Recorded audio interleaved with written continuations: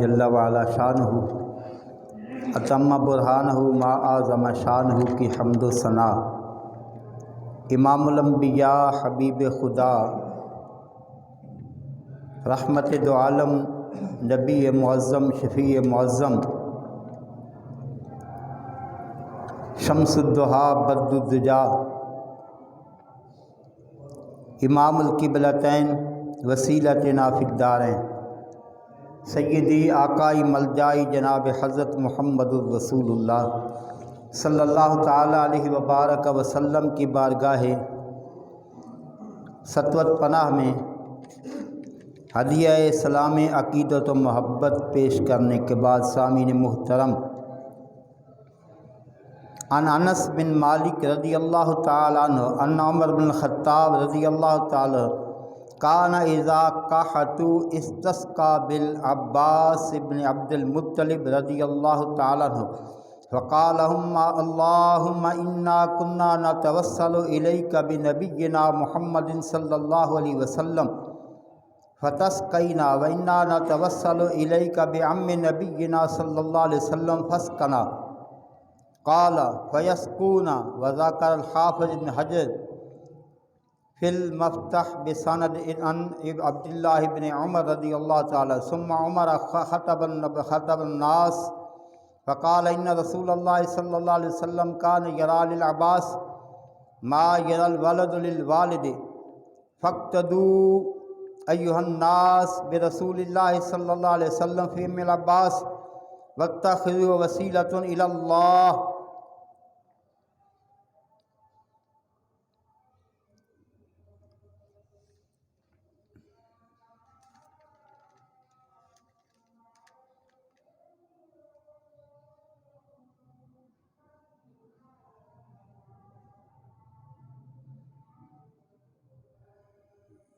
عن صفوان بن عمر بن عن سلیم بن عامر ان السماء قحطت فخرج معاویہ بن ابی سفیان رضی اللہ تعالیٰ عنہ اہل دمشق یستسقون فلما قعد معاویہ علی منبر قال این یزید بن اسود الجرشی قال فناداه الناس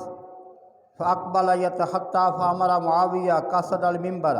فقعد عند رجليه فقال معاویہ اللهم انا نستشفع اليك اليوم بخيرنا وافضلنا اللهم انا نستشفع اليك بيزيد بن الاسود الجرشي يا يزيد ارفع يديك الى الله فرفع يزيد يديه ورفع الناس ايديهم فما كان اوشك ان صارت سحابة في المغرب وهبت لها ريح فسقينا حتى كاد الناس لا يتصلون الى منازلهم۔ رواہ امام ابو اسحاق ابراہیم بن محمد الشیرازی فی المہذب باب الاستسقاء۔ نقل الامام النووی فی تہذیب الاسماء واللغات، نقل الامام النووی فی شرح المہذب، ونقل ابن تیمیہ فی رسالۃ التوسل والوسیلہ۔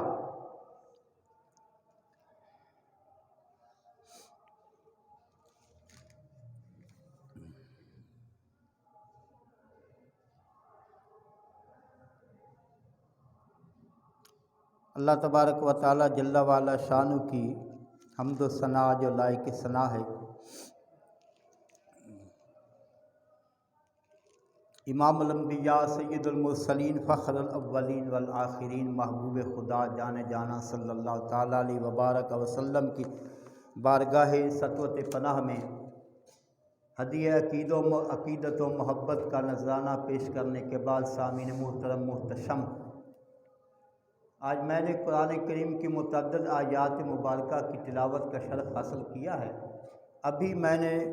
چند ایک آیات مبارکہ اس سلسلے میں پڑھی ہیں، ابھی انشاءاللہ اور بہت باقی ہیں۔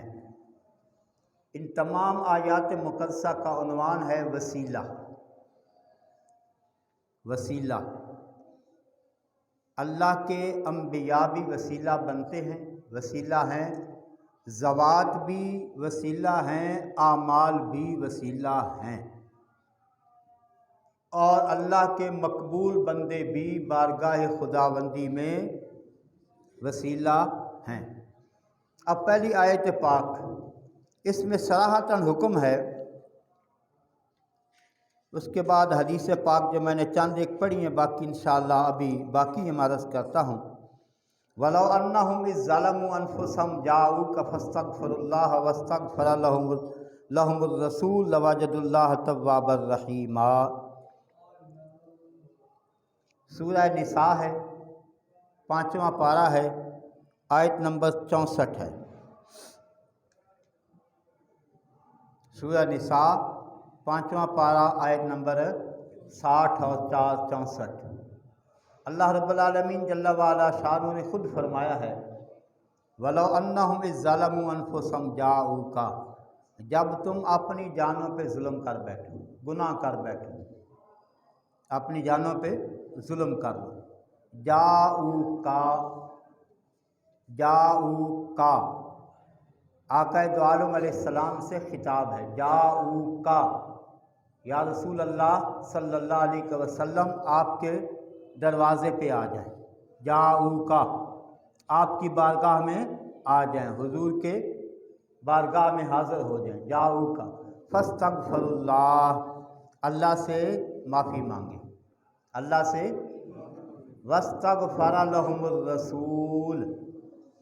اور ان کے لیے اللہ کا رسول بھی استغفار کرے، اللہ سے دعا کرے۔ واستغفر لہم الرسول، جب اللہ کے رسول علیہ السلام بارگاہ خداوندی میں عرض کریں گے، اللہ رب العالمین جل وعلا شان فرماتا لَوَجَدُ اللَّهَ تَوَّابًا رَحِيمًا، یقیناً اللہ تعالیٰ جل وعلا شانہ کو وہ توبہ قبول کرنے والا مہربان پائیں گے۔ یہاں پہ اس آیت پاک میں اللہ رب العالمین نے اپنے گناہ گار بندوں کو جب کہ اپنی جانوں پہ گناہوں کا ظلم کر بیٹھیں تو اس کے لیے طریقہ، اس کے لیے وسیلہ، اس کا بخشش کا ذریعہ بتایا ہے کہ تم میرے محبوب کی چوکھٹ پہ چلے آؤ، حضور کی بارگاہ میں اللہ سے معافی مانگو، اور اللہ کے رسول علیہ السلام تمہارے لیے اللہ سے معافی کی درخواست کریں، دعا کریں۔ یقیناً لَوَجَدُ اللہ، پھر یقیناً تواب الرحیم، اللہ کو توبہ قبول کرنے والا مہربان پاؤ گے۔ یقیناً قرآن پاک کی دوسری میں نے آیت پاک جو ہے یہ پہلے پارہ سورہ بقرہ کی تلاوت کی ہے، وَقَانُوا مِن قَبْلُ يَسْتَفْتِحُونَ عَلَى الَّذِينَ كَفَرُوا، سورہ بقرہ ہے، پہلا پارہ ہے، آیت نمبر 80 اور 89، آیت نمبر 89، سورہ بقرہ پہلا پارہ، وَقَانُوا يَسْتَفْتِحُونَ عَلَى الَّذِينَ كَفَرُوا، وَقَانُوا يَسْتَفْتِحُونَ عَلَى الَّذِينَ كَفَرُوا، کہ یہود جو ہیں وہ آقا دو عالم علیہ السلام کے دنیا میں تشریف لانے سے پہلے، حضور کا وسیلہ آپ کے دنیا میں آنے سے پہلے بھی تھا، آقا علیہ السلام کی ظاہری حیات طیبہ میں بھی صحابہ حضور کا وسیلہ لیتے تھے، قرآن کا حکم بھی تھا، اور حضور کے ظاہری دنیا سے پردہ فرمانے کے بعد بھی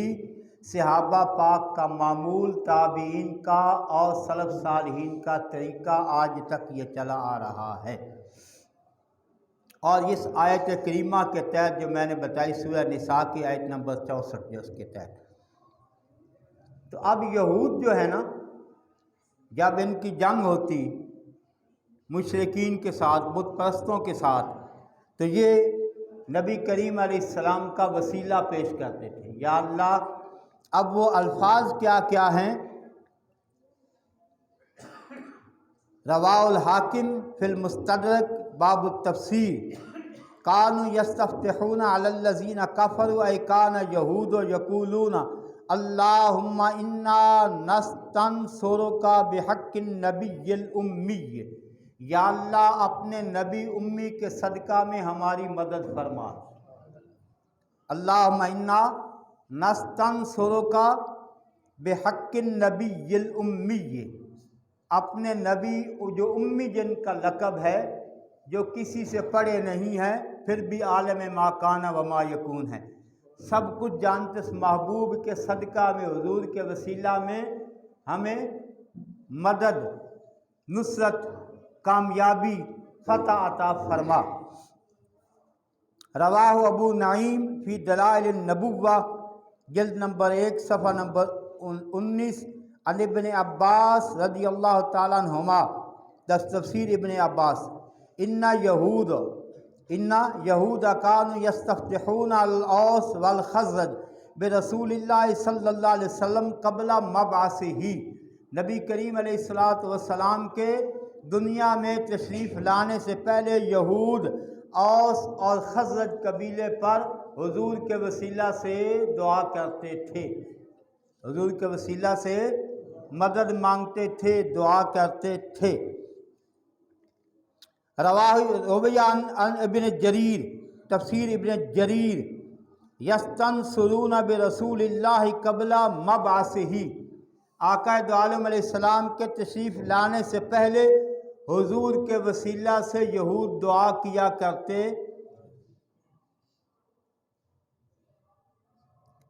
رویہ مجاہد، تفسیر مجاہد،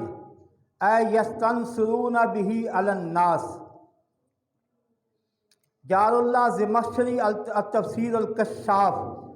یستنصرون علی المشرکین وقاتلوا قالوا اللہم انصرنا بالنبی المبعوث فی آخر الزمان، تفسیر کشاف، علامہ جار اللہ زمخشری فرماتے ہیں اس آیت کے تحت ینتصرون علی المشرکین، مشرکین پر مدد مانگتے تھے، اذا قاتلوا، جب ان کے ساتھ مقابلہ ہوتا، جنگ ہوتی، قالو کہتے، اللہم انصرنا، یا اللہ ہمیں مدد فرما، ہماری مدد فرما، بالنبی المبعوث فی آخر الزمان، آخری نبی علیہ السلام کے وسیلہ سے، آخری نبی کے وسیلہ سے۔ تفسیر کبیر، فخر الدین رازی رحمۃ اللہ علیہ، کانوا یستفتحون اے یسألون الفتح والنصرۃ یقولون اللہم افتح علینا وانصرنا بالنبی الامی، امام فخر الدین رازی، تفسیر کبیر، میں ابھی ان کے جلد حوالے نمبر ابھی چھوڑے جا رہے مختصر، کانوا یستفتحون اے یسألون الفتح والنصرۃ یقولون، ہاں جی وہ کیا کہتے تھے، یا اللہ ہمیں فتح دے، ہماری مدد فرما، اللہم افتح علینا وانصرنا بالنبی الامی، نبی کریم علیہ السلام کے وسیلہ سے ہمیں فتح اور مدد، کامیابی عطا فرما۔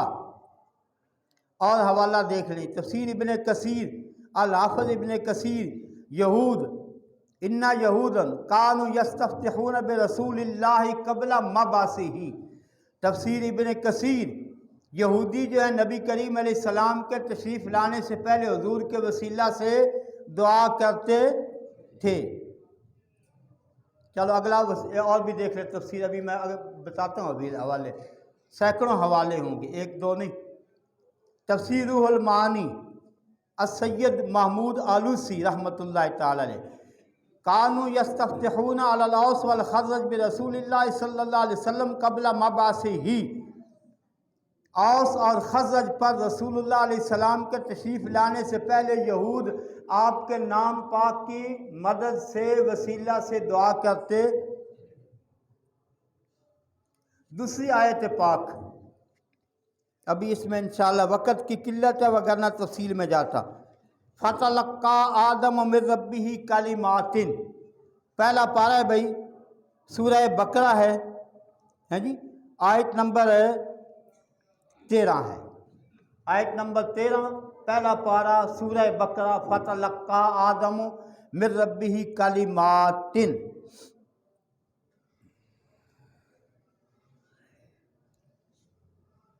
مستدرک کتاب التاریخ،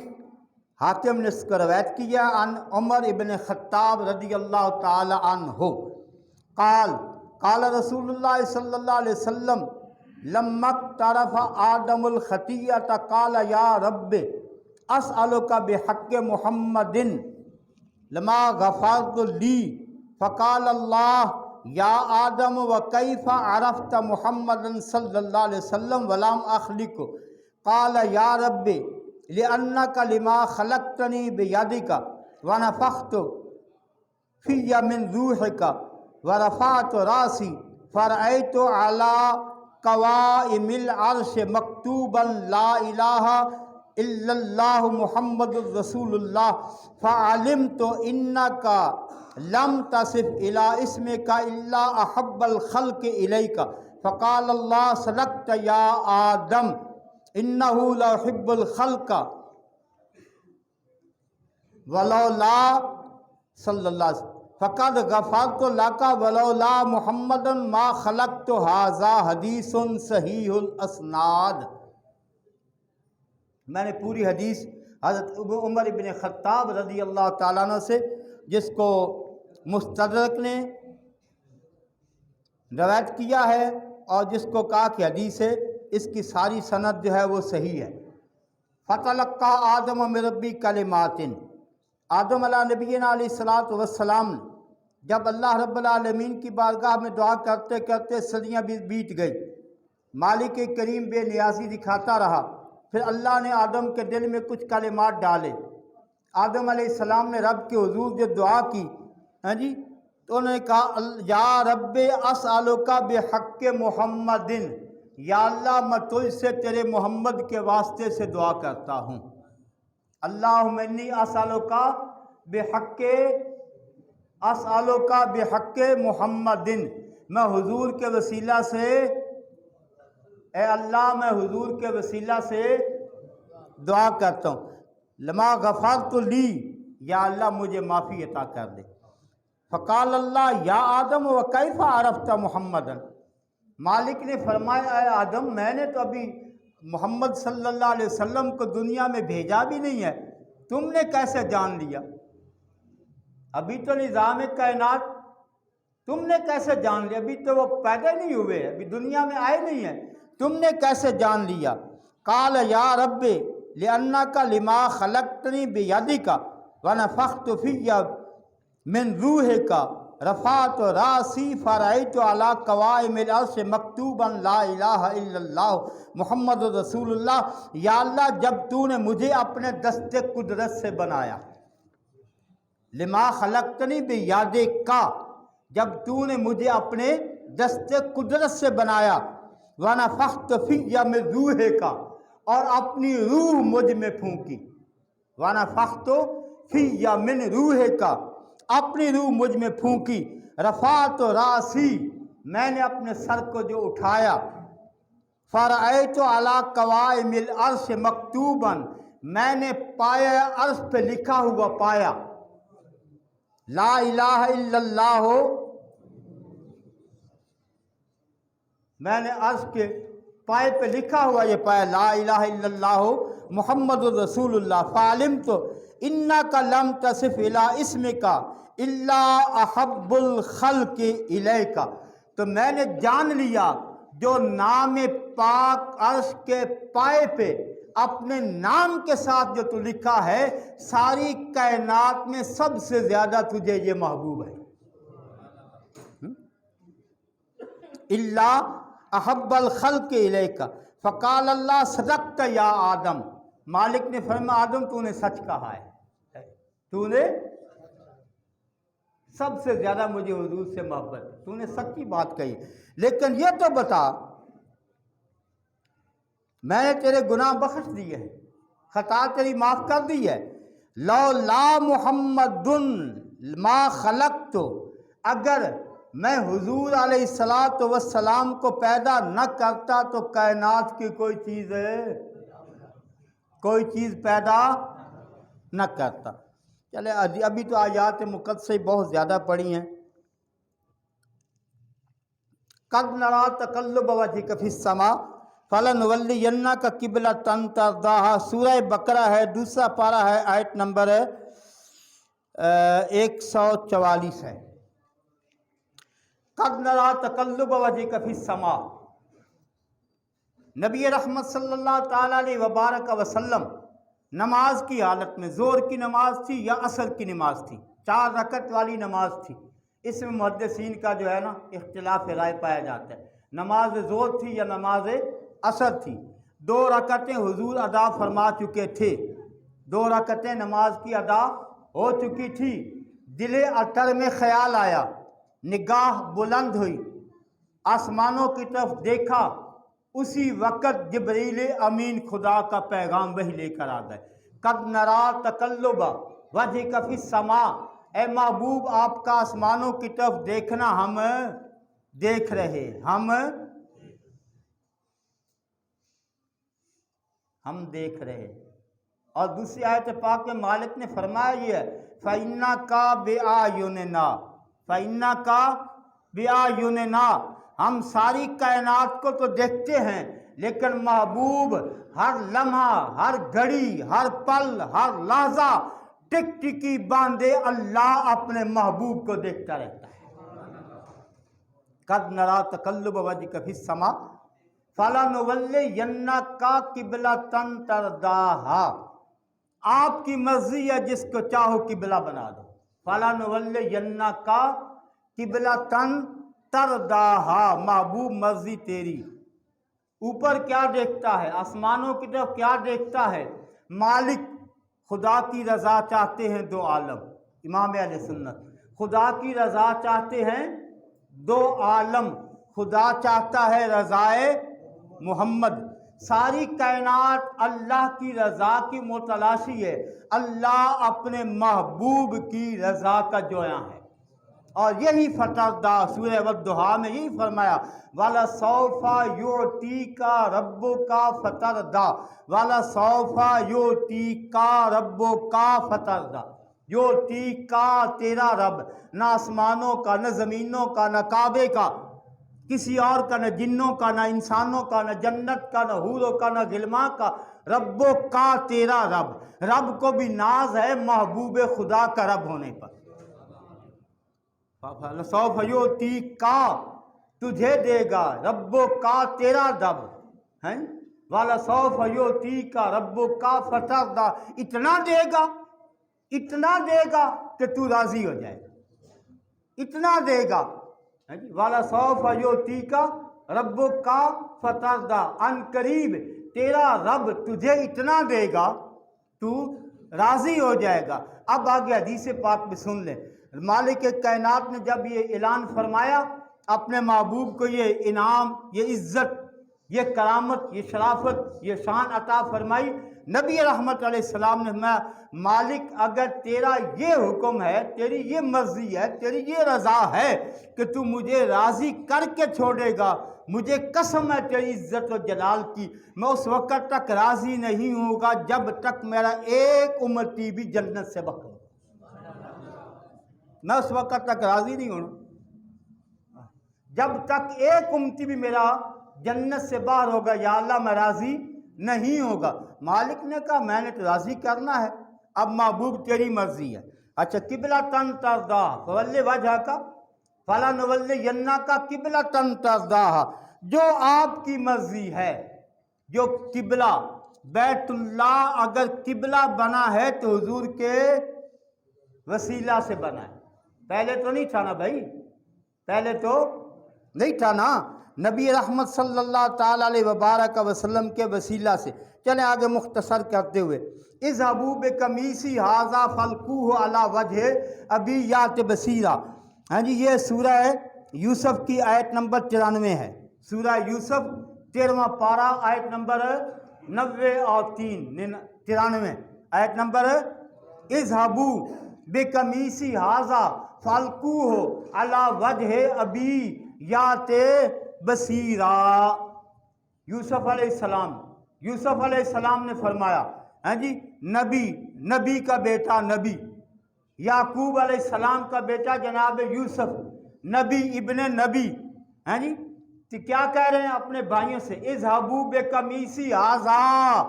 اذهبوا بقمیصی ھذا، میری یہ قمیض لے جاؤ، اذهبوا بقمیصی ھذا فالقوہ علی وجہ ابی یات بصیرہ، میرے باپ کی آنکھوں پہ ڈالو، اللہ بینائی عطا کر دے گا، یات بصیرہ، اللہ آنکھوں والا کر دے گا۔ یوسف علیہ نبی علیہ السلام کے والد گرامی یعقوب علیہ السلام اپنے بیٹے یوسف کے فراق میں روتے روتے آنکھیں سفید ہو گئی، بینائی ختم ہو گئی تھی۔ یہ نہیں کہا یوسف علیہ السلام نے میرے ابا سے کہو جا کے بیت اللہ میں جائے، طواف کعبہ کرے، نفل پڑھے، اللہ سے دعا کرے، معافی مانگے، کہا میری قمیض لے جاؤ، اذهبوا بقمیصی، میری قمیض لے جاؤ، میری قمیض ہے، فالقوہ، اسے ڈال دو، علی وجہ، میرے باپ کے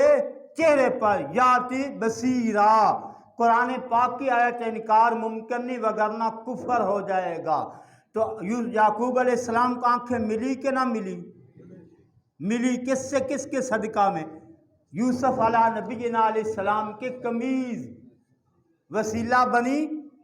اچھا، نبی کریم صلی اللہ تعالی علیہ وسلم نے فرمایا، کیا کرو اب حدیث سے میں نے پڑھی آیات، ابھی باقی ترجمہ کرنے کا وقت بھی ختم ہو گیا، کیا کرو؟ نبی کریم صلی اللہ تعالی علیہ وبارک وسلم نے، چلو پھر صحیح کہ ابھی تو میں نے کتابیں کھولنی شروع کی تھی، یا تو لگتا ہے کہ 12 بجے شروع کر دیا کرو میں تاکہ کچھ بات عرض کر سکوں۔ وصال پاک سے پہلے فرمایا میرا ایک عاشق ہے جس نے مجھے دیکھا نہیں ہے، حضرت اویس کرنی رضی اللہ تعالی، اویس کرنی، میرے وصال کے بعد جانا، علی مرتضیٰ سید عمر فاروق تعالیٰ کو حکم دی، میرے وصال کے بعد جانا، ان کو یہ میرا جبہ بھی دینا، میرا سلام بھی کہنا، اور تیسرا کام کرنا، میری امت کی بخشش کی، امت کی بخشش کی، امت کی بخشش کی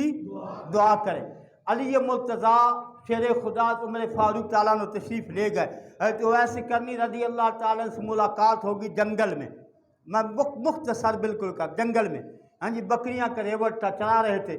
جا کر نبی کریم علیہ السلام کا سلام دیا، حضور کا سلام دیا، زہ مقدر تیرا اویس کرنی، بند کاشق ہے نا، حضور سلام بھیج رہے ہیں، سلام کے بعد حضور کا جبہ دیا، یہ آقا کریم علیہ السلام نے آپ کو تحفہ دیا ہے، حضور کا جبہ مبارک، اور تیسرا ساتھ حضور کا حکم ہے امت کی بخشش کی، امت کے لیے بخشش کی۔ جب یہ حکم سنا نا تو ویسے کرنی نے، ہاں جی، مصلی ڈالا، جبہ سامنے رکھا، جبہ سر سجدے میں رکھا، سر سجدے میں رکھا، اللہ سے مانگنے لگ گئے، دعا کرنے لگ گئے۔ ان حضرات میں بہت سارے حوالے، میں سینکڑوں حوالوں کے ساتھ بیٹھا، ایک دو نہیں، مستند کتابوں کے، میں ویسے اٹھا کر ساری لانے لگا، بھی چند اٹھا کر لایا ہوں، سینکڑوں حوالوں سے عرض کر رہا ہوں۔ جب سجدہ لمبا ہو گیا نا، حضرات نے ان کو سلام دیا، واپس آئے، کہا جی جلدی کی ہے تم نے جلدی کر دی ہے، میں رب سے جھگڑ رہا تھا، رب سے عرض کر رہا تھا، رب سے دعا کر رہا تھا، حضور کا جبہ پاک کے وسیلہ سے،